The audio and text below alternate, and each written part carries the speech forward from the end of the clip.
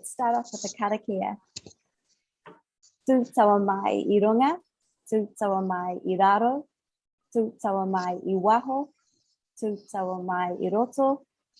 Kia tau ai te mauri tū, te mauri ora ki te katoa. Haumie, huie, taiki. Kia ora, Annie. Thank you for introing us to the karakia. Kia ora, everybody. Nice to have you here for another Now Crowd event. Hopefully the next one, I reckon we might be able to be in person, which is super exciting, but super nice to have you all gathered online today to hear from some really exciting speakers. If you don't know me, I'm Ayla and I lead the Now Crowd for SBN, but today I have the pleasure of handing you over to Annie shortly, who is leading this event as she's an expert in this area at SBN. But before I do that, I was just going to do a little bit of housekeeping.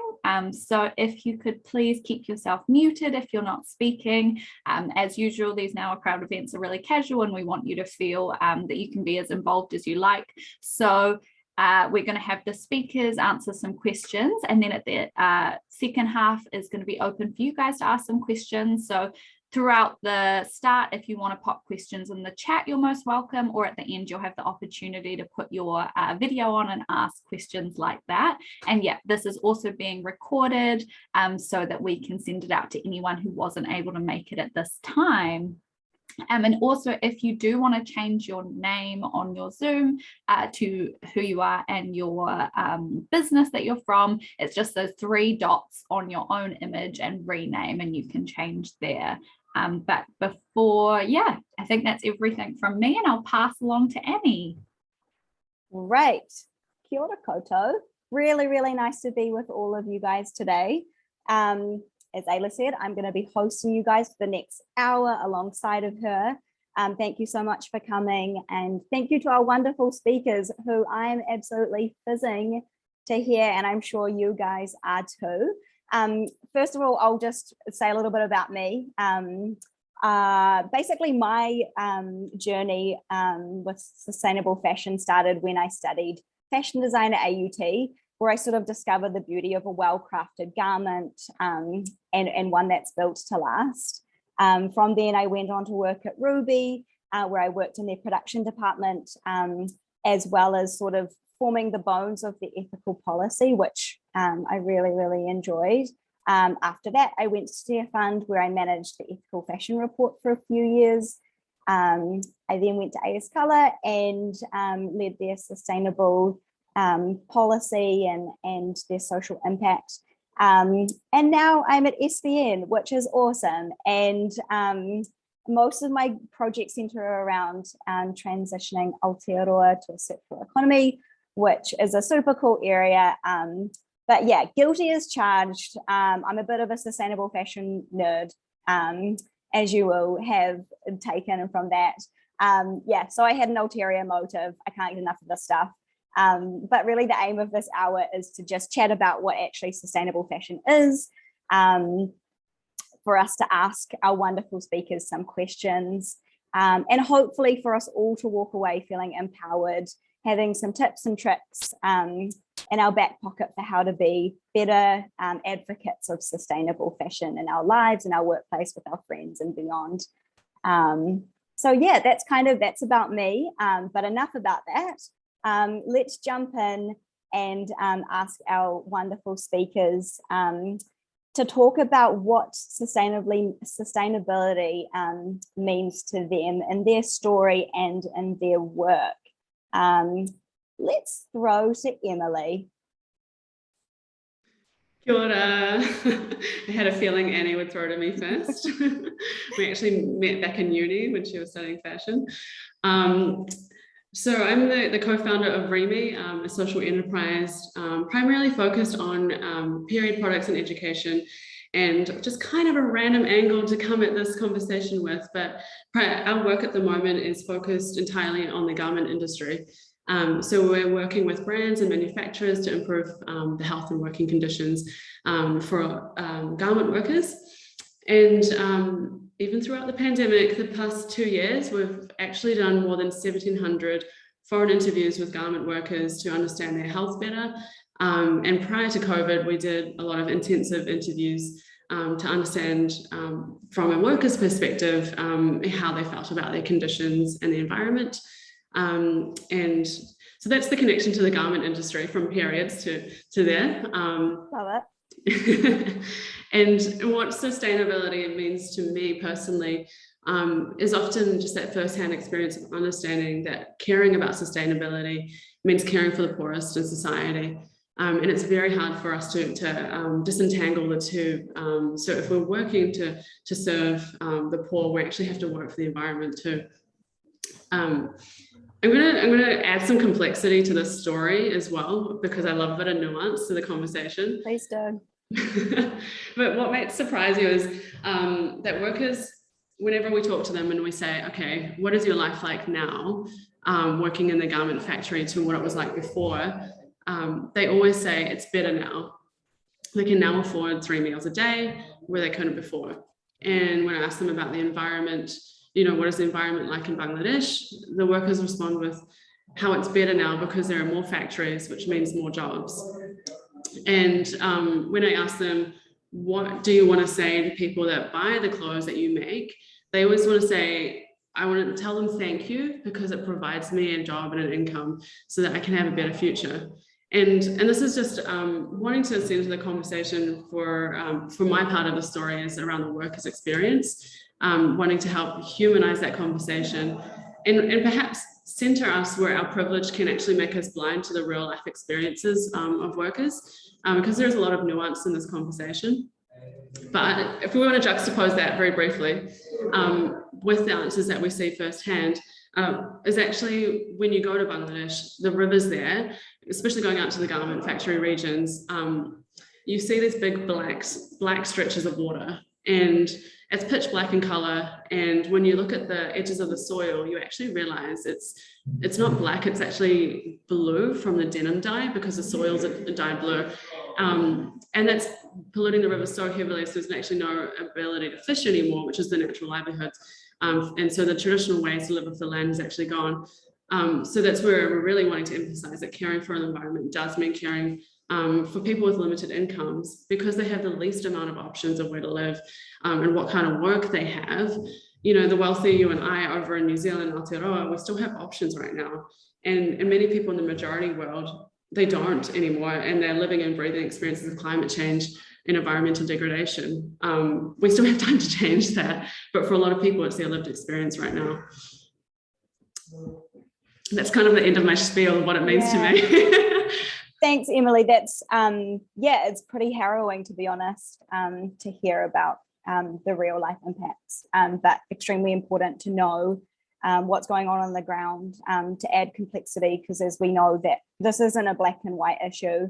And yeah, I think it's just really important for us to realize the impacts that our consumption has on those in other parts of the world, because often we're so disconnected and we don't get that. So yeah, thank you for bringing that to the conversation. No worries.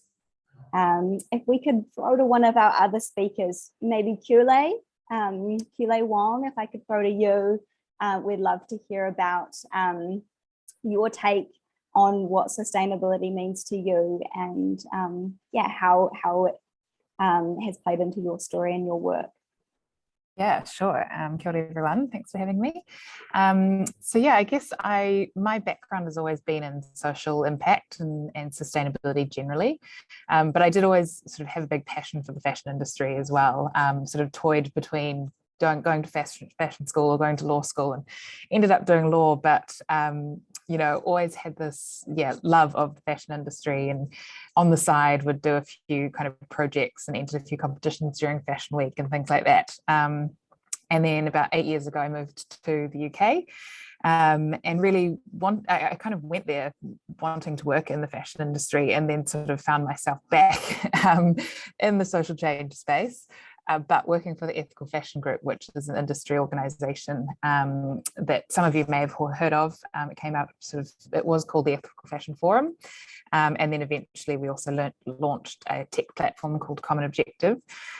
which was about helping those in the fashion industry to learn how to operate better, to source more sustainably, and to learn from each other so that we could solve some of these massive challenges that Emily was just talking about, just some of the challenges that exist in this industry. And I guess for me, sustainability for my work is really about changing the system. We know we've got a lot of work to do to transform this capitalist society that we live in, and that is the cause of a lot of these problems. And I often think about this concept of balance, both kind of in my work life and personally as well, when it comes to sustainability. And it's just about not taking more than you give back. So that can be from the environment, but also from people and what we expect, and not exploiting people for our own gain, for pointless pursuits of profit. And then on a personal level, I guess, I always think about that sense of balance in my own life as well when I'm trying to sort of live sustainably. It's not just about buying organic products, but trying to live a balanced life and be, if I might use the overused word mindfulness, but being conscious of what gives you energy in life and really being present in those moments, because I think that helps us to avoid this excess consumption, and where we sort of fill the void in our lives with buying things and doing things that distract us from really what matters. So always coming back to that sense of balance, I think, for me, is where I've landed. But yeah, sustainability means different things to all different people. Thanks, Kule. That's really awesome. I think, certainly what you and what Emily touched on as well about the intersection of sustainable fashion, ethical fashion, they aren't able to be separated. And I think that's a really important point. It's also a really important one to talk about balance, because I think these topics can be so overwhelming. And I think if you don't kind of think about for yourself what you want to prioritize and your values, then everything can just get lost and too confusing. So that's a really awesome point. Let's throw to Frances Lowe for your take, Francie, on sustainability and what it means for you in your work. Yeah, thanks, Annie. Kia ora, everyone. Really nice to be here. My story is, I guess, a lot more localized and micro scale compared to Kile and Emily.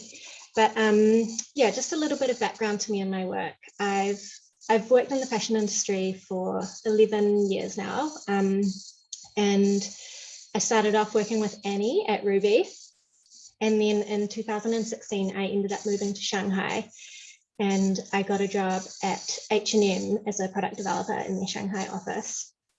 My move to Shanghai was definitely the point of change for me and the start of my sort of, I guess, sustainability and awareness journey personally and in my work. Not only working at H&M, which is obviously a huge fast fashion giant, but also just living in Shanghai. It's a city of 26 million people, and obviously worlds away from the sort of lifestyle that we live in New Zealand. And just, I guess, seeing the sort of consumption and the amount of waste that everyday people went through every day, it was quite confronting and really overwhelming to witness that on a first-hand scale. I started to also really question my work, and I started to feel really guilty about contributing to an industry that not only negatively impacts the lives of so many people, but also our planet. And I guess the more I learned, there were just so many ugly truths that I was learning at that time that were really hard to unlearn. So I decided to move home at the end of 2018. And at that point, I felt like I was at a bit of a crossroads in my career. I either wanted to sort of step away completely and do something else, or take complete ownership over something and be able to control everything, all of the business decisions. So I decided to do the latter, and then in July 2019, I launched Leclerc. I guess, the start for us was actually really hard. I thought that I had quite a lot of industry experience, but it still was just a completely different thing, taking ownership and doing everything myself. I still often struggled with my purpose, and a good example of this was, I remember really clearly the first time we decided to go on sale, and it just kind of I felt really bad on the inside doing that, discounting these pieces which I had designed to be worn for years to come, that had absolutely nothing wrong with them. And I realized that I was trying to make sort of a future thinking brand fit into an existing mold of what the industry was giving me. And in hindsight, it basically meant that I wouldn't be able to fulfill my full potential or vision that I had for the brand. On top of this, COVID decided to hit 6 months in, which really sort of, was a big thing for us.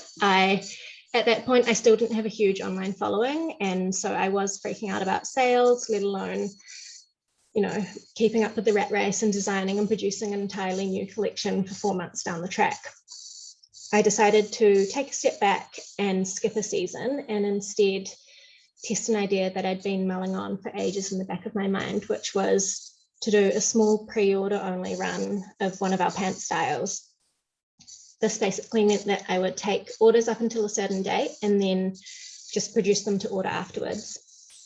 I also wanted to, explore the freedoms and the customizations that made to order allowed.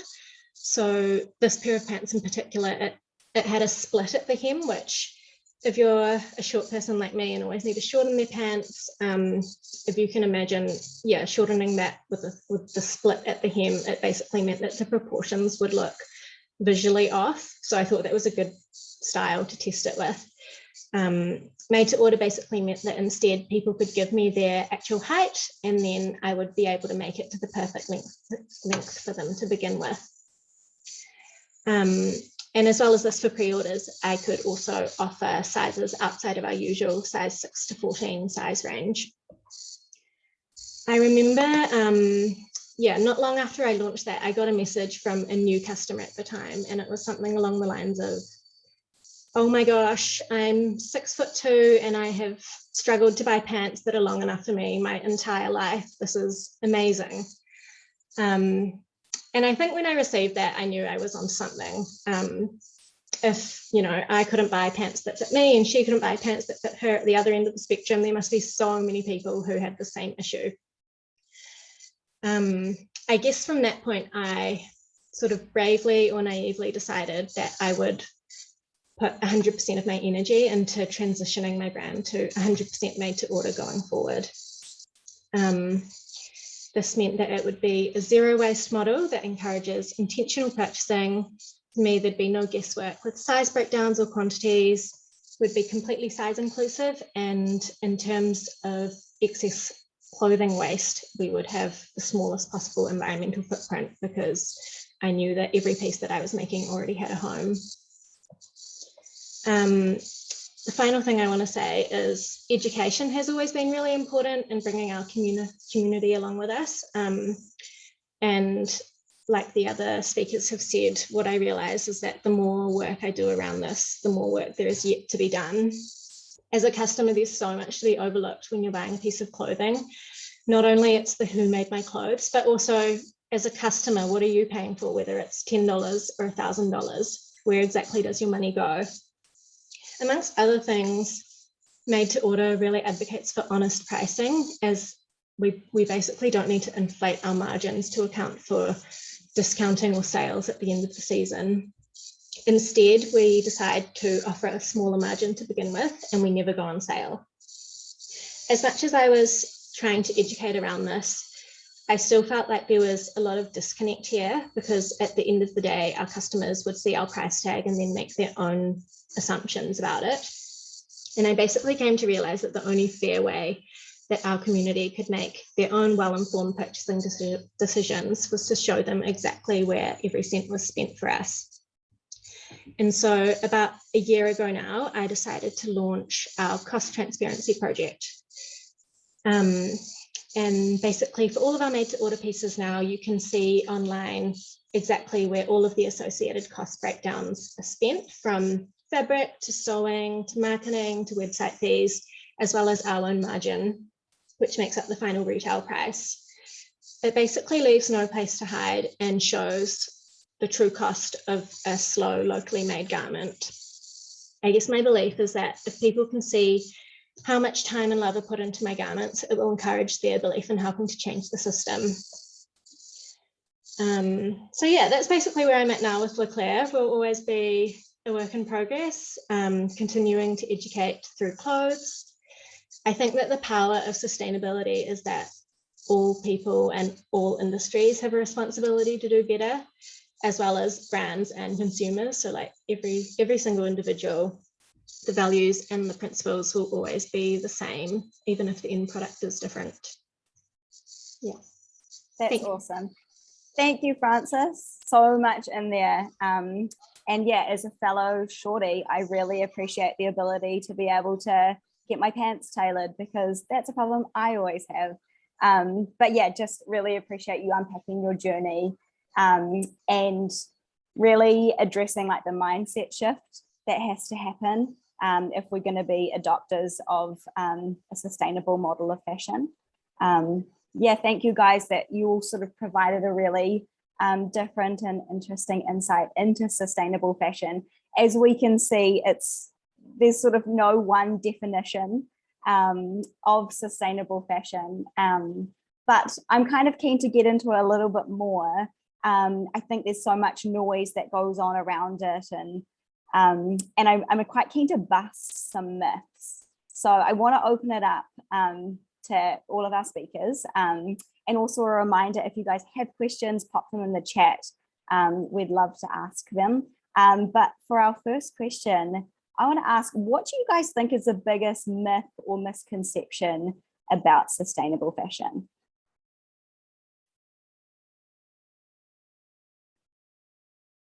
Don't all rush to the mic. Yeah, there are a lot. I mean, one is that it's more expensive. I think another is around people kind of just assume that there's one, like organic is sustainable, and that's like the only thing that matters. But the biggest one I think recently is this idea of recycling, and that you can kind of just take your clothing to the clothing bin and then you're doing a good job. I mean, it's the same with all of our all the products that we recycle and packaging and everything. But yeah, I think with the rise of fast fashion, people just assume that that can all go back into a system in some way, but at the moment it doesn't. We end up with huge deserts literally full of clothing that are going to take hundreds of years to break down, and the chemicals which will seep into those environments is really dangerous. So yeah, I think even with the rise of sustainability in the fashion industry, people are thinking that it's okay to just keep buying because it's made out of organic materials, or that it's been made in a fair way, and that they can still keep throwing it out, and there are these systems there to support it. And I think that that's a big myth that needs to be busted, because really what we need to do is appreciate the clothes that we have and keep them for longer. And as Frances is saying, wear and purchase from local producers that actually put a lot of time and thought into making this clothing, and then cherish it and pass it down, hopefully, rather than thinking it'll just disappear somewhere into the ether, because it very much doesn't. You might have seen, some of you recently, on the it was around Earth Day, there was a few news stories that came out around a big desert in South America, where there was a lot of clothing just dumped in a desert, and some of it had never been worn, tags still on. Really devastating. So cherishing clothes, I think, is a key thing to remember. Yeah, totally agree. Yeah, can I add to that? Absolutely. Just a little bit more on that, like, system, and actually just wanting to toe taco what Frances is doing at Leclerc, because it is truly the opposite way of doing things. Like, people always say, like, is Patagonia better than H&M? Is this brand better than this brand? And then we get into this like brand versus brand, kind of argument. But they're all fast fashion and they're all in that same system. Even Remy, you know, our period underwear, make them in the same way as everybody else do. And like, we do incremental things to make it more sustainable, but ultimately at the end of the day, we're still making a lot of goods, overproducing it, and then in hopes that we're selling it and then having to discount it when, you know, to make the product move at the end of the day. And I think, you know, they're all that system. So just wanting to look at that system and say, like, what Kule is saying is, do we need to participate in that system as much? Yeah, I would say along similar lines that I think marketing is a bit of a devil in terms of sustainability and fashion. Probably the biggest myth is that you need to buy, like the others have said, that you need to buy more to be part of a sustainable fashion journey. Really, it's about looking at what you have and what you wear and what you will actually wear the most, take care of the best, and, you know, when it comes down to it, mending your clothes, repurposing things into different things once they've really gone to tatters. I think there's so many different ways that you can participate in sustainable fashion, and for a lot of developing countries, they're the ones that practice it best because they don't have a lot of money. So yeah, I think marketing and social media is doesn't help that, but also it's obviously really contradictory of me to say because I own a women's wear brand. I guess it's just about, educating people to make better decisions for themselves, and every individual will have a different reason or a different set of values that they think works best for them. Yeah, I think your point, Frances, around marketing is huge. And there is just so much noise out there. There's a lot of greenwashing that goes on. And when we're told to buy the latest sustainable piece, and maybe it's actually really cool and is cheap, and we're thinking our bank accounts aren't actually that great this week, and it's just a really easy purchase. It's super easy to get sucked into that, to that space. But I think it would be really cool if we could chat about some tips for sort of like discovering greenwashing and how do we spot it in the marketing speak? And I guess another question as well is, what's our role as consumers to stop that sort of greenwashing effect? I would say it's really important for everybody to ask questions and just talk about it more. I wouldn't say that there's one thing that you need to look for when you are wanting to buy new clothes. There's, like I said before, there's so many different ways and paths that you can try to be more sustainable in your buying. But if you just follow your favorite brands and question them in terms of what are their ethics, how are they producing clothes, are they a really big chain store, do they produce heaps of new collections every couple of weeks, where do they make their clothes, what sort of fabrics? That's obviously a lot of questions, but I think you just need to start asking them to be able to find out more, and brands will listen. I think like the relationship between brands and customers it's like everything to the brand, and it's also everything to the customer if they really like the brand. So it's about voting with your wallet at the end of the day. If we all stopped buying a certain product, then it would actually have a huge impact. And I think just question, ask, be more curious. Yeah, totally. And Francie, do you get questions in your inbox of people asking, and what's it like as a brand to receive those? I love it. I think because I'm so small and it's just me on the other end, I like take that feedback directly. And so, I love getting into conversations with people through my DMs. I have sort of done a little Q&A before where people can ask about anything that's on their mind.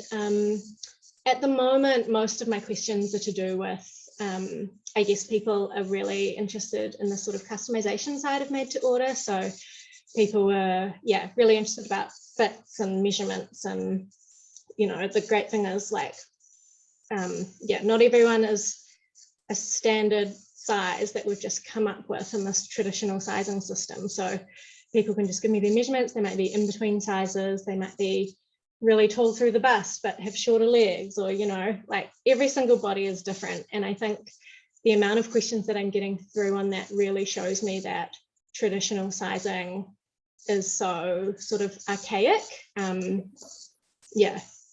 Yeah, and it's obviously all those questions have caused you to move to this model of opening up the sizing system and trying to do things differently. So that's like really encouraging as a consumer to know that my questions are going to be heard by someone and that they actually do really matter.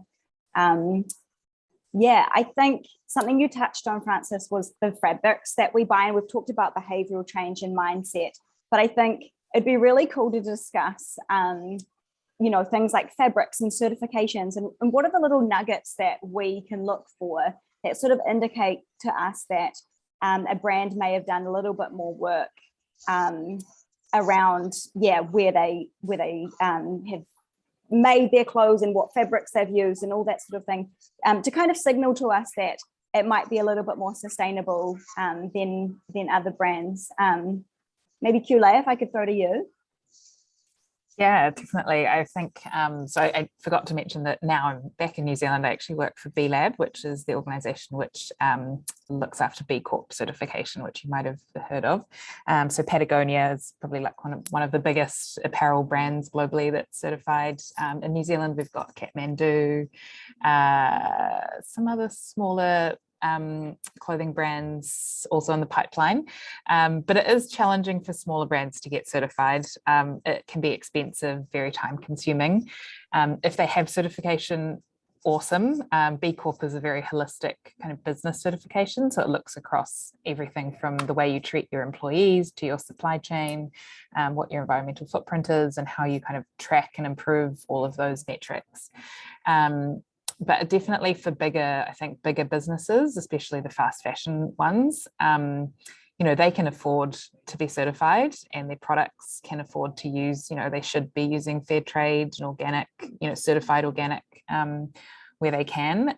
So often, if you go into H&M, you'll see on the tags now, I think pretty much all the garments will say something like recycled cotton, or this is made from recycled polyester, but there's, a lot of them don't have any certifications on them at all. So I think having more scrutiny of those bigger brands, and whether or not they've actually put themselves to the test against the third party standard is really key. But I would definitely not exclude the smaller guys if they don't have certifications yet, because it can be quite expensive and take up a lot of resource. But definitely looking for, I'd say, fair trade is a really good one. GOTS is the Global Organic Textile Standard, so anything that's any organic fabrics should have that mark on it. And then B Corp if there are any in New Zealand, but internationally as well. There's Allbirds is another big one overseas to look out for. Awesome, super practical. I love it. Anyone else got some insights into what little nuggets to look for in terms of fabrics? You mentioned like organic is a really good one to look for. Is, say, like a organic natural fiber, is that always going to be king, or is there like heaps of nuance with different types of fabrics, and should we be diving a little bit deeper into that? I think that clothing requires so many different purposes. Activewear, for example, it's going to be hard to get a natural fiber to do all the stretching and necessary that you need to, go and run a marathon or do some yoga. Obviously, the more natural we can keep it, the fewer chemicals we're using to produce that clothing. But also, I think recycled fabrics are key as well. If you're going to buy something that's made out of polyester, if it's made out of recycled, or it'll be, say, rPET sometimes on the little label, it's always going to be better to have something which is sort of part of a circular system than taking more resources out of the earth. Yeah, totally. That's awesome. We do have a wee question that's come through from Kate. She'd love to hear from the panel some of the brands that you guys love, other than Leclerc, of course. Yeah, I was going to say me. No, I think the really exciting thing, is that even in the past year and a half that I've been doing made to order, I don't know if it's because I'm doing made to order now or if it's just the times that we're in, but I have seen so many different smaller brands pop up, a lot of them doing made to order as well, a lot of them making locally or even just making themselves in their studio. I personally really admire Rachel Mills. She's another local brand that does made to order. She does more sort of basics, everyday wear. And then, yeah, there's other little brands. There's another little made to order brand, I think in the Mount, called Molly Perkinson's. I really love her work. Yeah, put me on the spot. I can't really think. I don't really buy that many clothes anymore, to be honest. Good answer.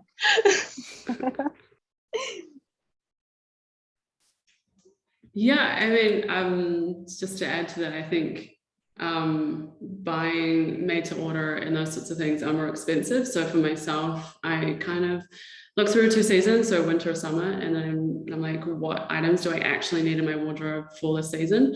And it's like, maybe it's 2 summer dresses, which was for my last summer.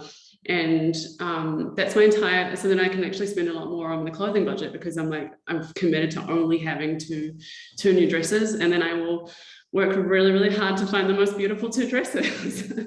And actually I've been using designer wardrobe a lot more, and just using, like, going for New Zealand made clothing off designer wardrobe from natural fibers. So that's kind of the go-to places at the moment. But I do love Ose Duro, which is made in Ghana, and the fabrics there are just so beautiful. They hand dye the fabrics and everything. Have quite a few pieces over my seasons. Love it. So It's many great awesome. tips. Awesome that you can get, I didn't know you could get a Duro over here, so that's exciting. I was going to mention rental as well, as not specific brand, but in the UK it's just massive now. There are so many really big clothing rental platforms that are taking off, and a lot of the more sustainable luxury brands are starting to use that as a way to kind of get their product out there. Rather than selling it, they actually just put it onto a rental platform, because they recognize that they have these beautiful £1,000 dresses that people might wear once to a wedding, and they don't necessarily need to have it forever in their wardrobe. So designer wardrobe obviously in New Zealand, and there's probably a few more platforms coming up and coming as well to dive into, and it's just a great way to really enjoy fashion without having to necessarily purchase it.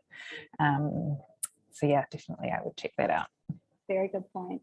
Another interesting thing that sort of brings up is kind of what you talked about, Emily, earlier. We've sort of created this framework, especially in developing countries, where we've established big factories and there's a massive amount of work for people in those countries, and a lot of them really like that aspect of it, which is cool. But as we move towards a more slow model of fashion, how do you think we can kind of both move forward supporting those who have sacrificed so much for our consumption habits, but also slowing the production of fashion to reduce the environmental and human impacts? I know that's a massive question, but if you could start to unpack it, that would be awesome. Okay, how do we solve global world issues? Anybody else want to take this one? How do we change the whole system?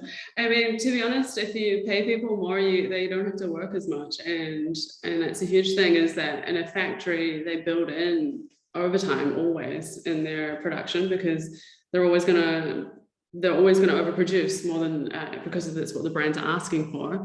And so if you can get that wage, labor equity to be a bit better. It's hard in a place like Bangladesh where the wages are controlled by the government, but there are many places where that's not as controlled. And so I think definitely if you pay people more for their time. Actually, they don't have to work as many hours. I mean, that's just one very basic answer to a very complex question.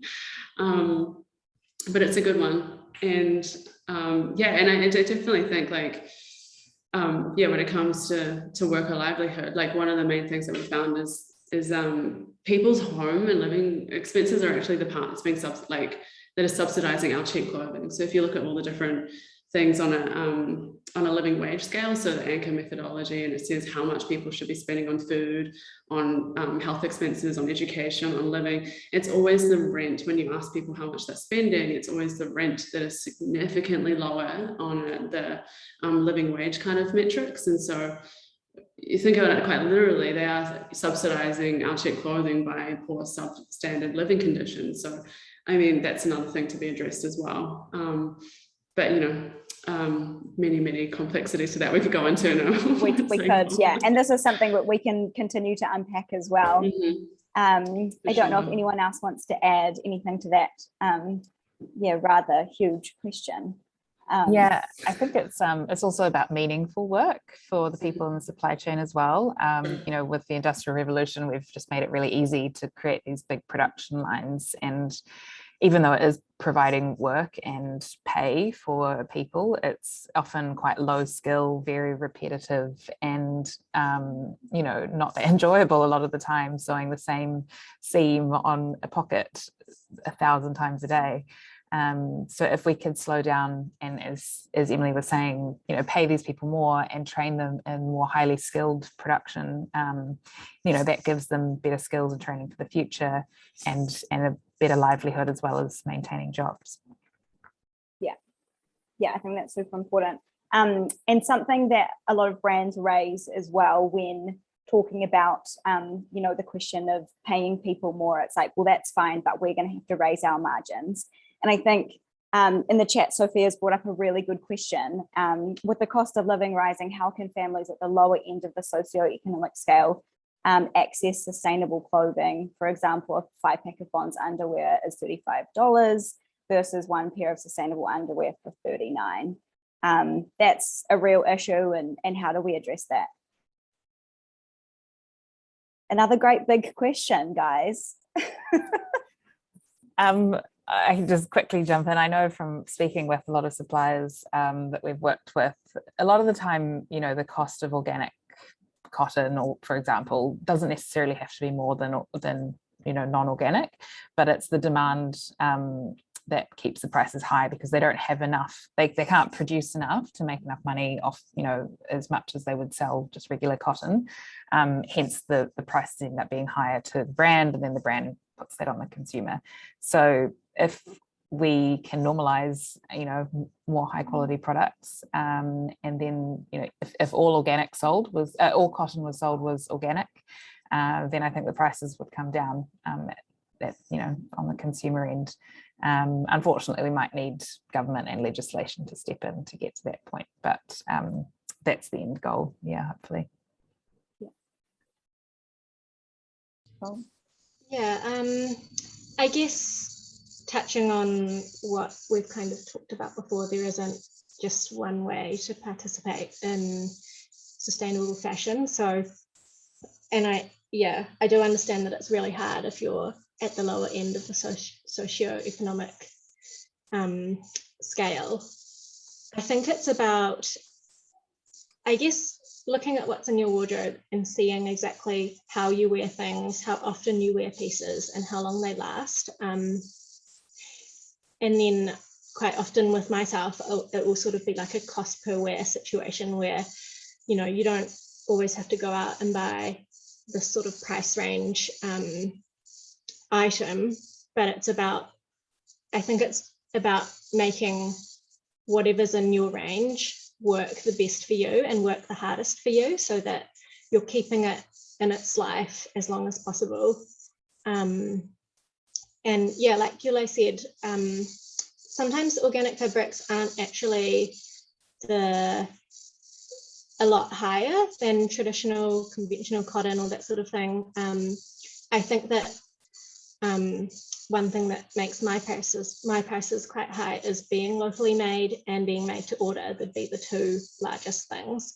But there's still a lot of brands out there which will use certified cotton to produce on a mass scale for things like underwear and basics and that sort of thing at not outrageous prices. I think it's just about, I guess, evaluating your own situation and making things work the best for you.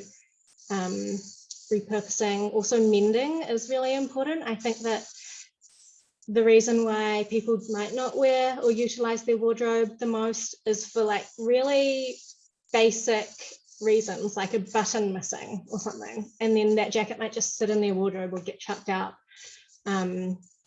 after not much use at all. And I think that these sorts of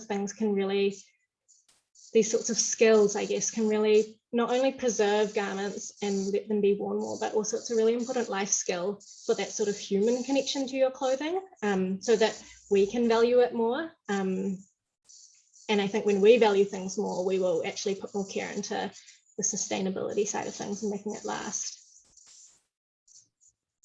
Love that, Frances. Em, did you want to add something? Just a little bit of like, I think what we're all trying to say is like just being more intentional, really, and not to be wanting to shame or guilt people into saying that you have to pay X amount of money for an item of clothing. And also, like, you know, if once we get to that point of feeling shame or guilt around what our purchases are, I think it's never a healthy place to start and create change. But really just wanting to be hopeful and bring in, you know, everybody can be a little bit more intentional within whatever your budget or value system is, for sure. So yeah, just wanting to add that in. Love it. Thanks, guys. I think, that sort of obviously all comes back to mindset, which I think is so important in figuring out, what you value and what you want to prioritize. Ayla asked an interesting question in the chat about rental. Interesting to think about rental clothing perpetuating the idea that we should have new outfits all the time. How do we change the perspective that we shouldn't have new looks all the time, which I think is super interesting.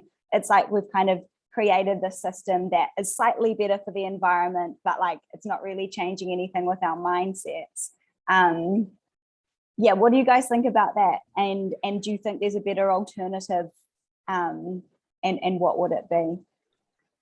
Oh man, that is circling back to Frances talking about marketing and social media. And Annie, you and I have had many long conversations around influence of social media influences in this industry and how much that has shifted and changed things, for sure. I don't have an answer to this, but it's just saying that, you know, marketing and social media, for sure. That's a really hard one. I think it's not going to happen overnight, especially with social media. Like, the younger generation just spend their lives on it. And I don't know, I think for me, it's about like this is like so much easier said than done, but just like stopping to care so much about people looking in and rather care more about how you feel in your clothes and how you want to be presented. I don't think that, I don't know, I think it comes with time and growing up and like thinking about how much stuff you own. It's just like, it's a hard one. I think, just like figure out what you feel really comfortable in, what you really love in clothing and what you really like feel good in. And then it doesn't have to be this thing where you're like trying a different thing every day. And it's also like, I think it ties into mental health as well, like the idea of keeping up with the Joneses and always having to post a new thing and not being able to wear something twice because you've been seen in it on your Instagram before. I personally, like, I've also talked to Annie a lot about this, but it just like got to a point where it's just so unhealthy, and like you do feel that on yourself as well. With Leclerc, when I used to post every single day, it was just like so tiring, and I felt like what I was putting out there wasn't good and wasn't like well thought through and well cared for. And I think when you get into that vicious cycle, it just kind of like, it's a downward spiral. Ever since I stopped that and just decided to not care so much, I felt so much more like at ease with myself and that you can live like a more purposeful life. That's all quite wishy-washy and vague, but not at all. I have noticed the change and like how positive it can be to just step away from that. Yeah, I guess a trend, sort of thread that keeps coming through is to step back and kind of try and be more aware of your own behavior and what's important for you in your own mental health. An interesting question on the chat is around, so we've talked about how social media can, you know, be really detrimental to sustainable or fashion, I guess, and unsustainable in terms of the way we perceive it. Do you think there's a way that we can use social media to help promote sustainable fashion? Is that possible? Yeah. Absolutely. I think that as much bad that social media can do, it can do a huge amount of good too, just with the amount of reach it has. It's just such a saturated marketplace with newness at the moment that I think to flip that, it's possible. It's definitely possible. And the people that I follow and the brands that I follow and the companies that I follow have a lot to do with that. And I guess you just, yeah, it's about creating a healthy environment for you. There's definitely so many brands out there that are posting so much good. And that's, for Leclerc, it's definitely the majority of our education to our customers. I think for me, it's really important to sort of tell a story and humanize things, because that's how you will engage people, I guess, and to show them that they don't need to like flip a switch and change their whole lifestyle completely to be able to be a part of the system. It's just about, I posted last night saying it would be so cool to just have this sort of conversation at your dinner table. We just need more people to talk about it in their everyday lives. And that's like, if one conversation can be started from it, then I think that's a really positive thing. Love that. And I also love what Ayla's pointed to in the chat. It's so awesome seeing videos, like totally switching things around how people have worn outfits more times, or maybe the journey that piece has gone on throughout its life, and just really changing the way we perceive fashion. Interesting question. We've got one more, and if anyone else has any more, post them and we'll see what we've got time for. After that, we'll just do a quick wrap up, and we'll let you guys get on your way. But great practical question from Rachel. I've been avoiding clothes from Bangladesh after Rana Plaza. However, China might be just as bad. Which manufacturing countries have the better environmental and social standards from those who we get our clothing from? Really interesting question. And I guess another one of these really complex ones.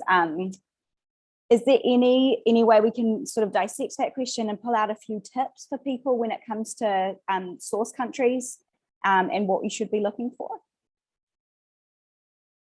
Can I throw that to QLA first?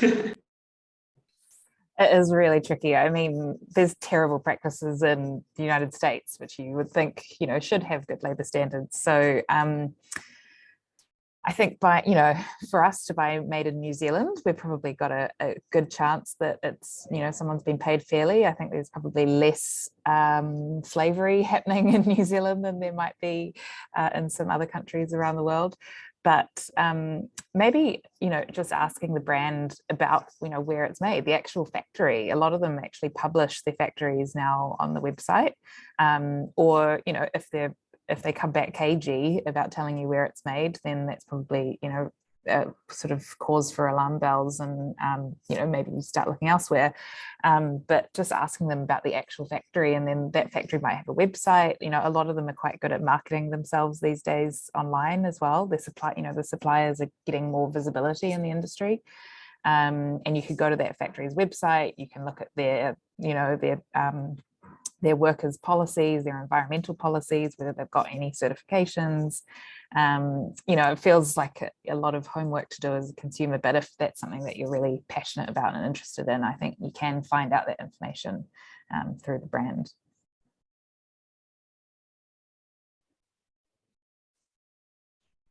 Awesome. Just in general on the China, if you want to put China versus Bangladesh, they do have different government standards, so that's definitely something you can look into, is that China has better environmental standards by law, and they are able to be more easily enforced in China than they are in Bangladesh.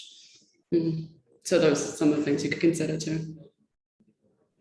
Super interesting. Is there a place that people can look at to kind of figure out what the different country standards are, or is it just a matter of doing your own research? I only know because we manufacture in both China and Bangladesh, so I don't actually know what the right consumer information But would also a great example of just asking people about exactly. the standards that in the country that they make their clothing. So I think that's really important. Cool. One final question, just to gather some more tips to take away in our little goodie bag.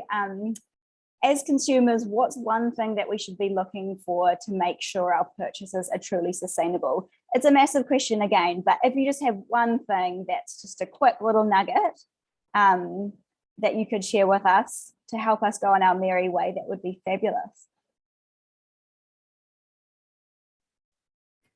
I would just go with the 4 R's of refuse, reduce, reuse, recycle.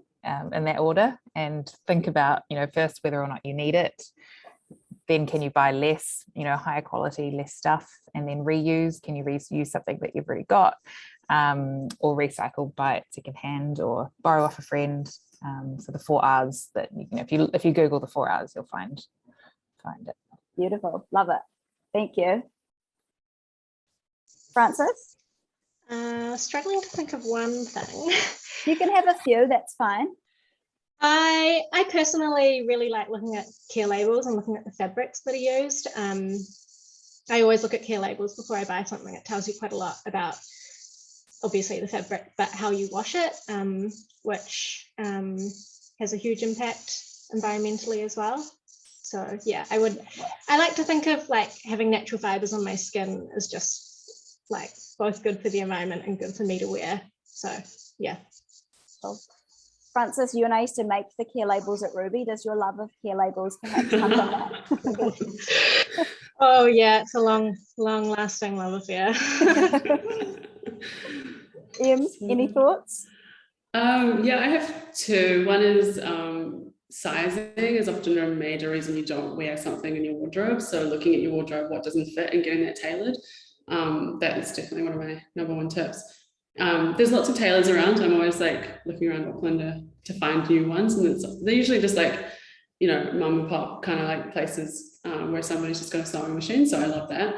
And my other thing that I love looking for, and I'm kind of obsessed with at the moment, is what brands are telling you that the things that they aren't doing well at the moment, because that can be really great to show you that they're on the journey for sustainability.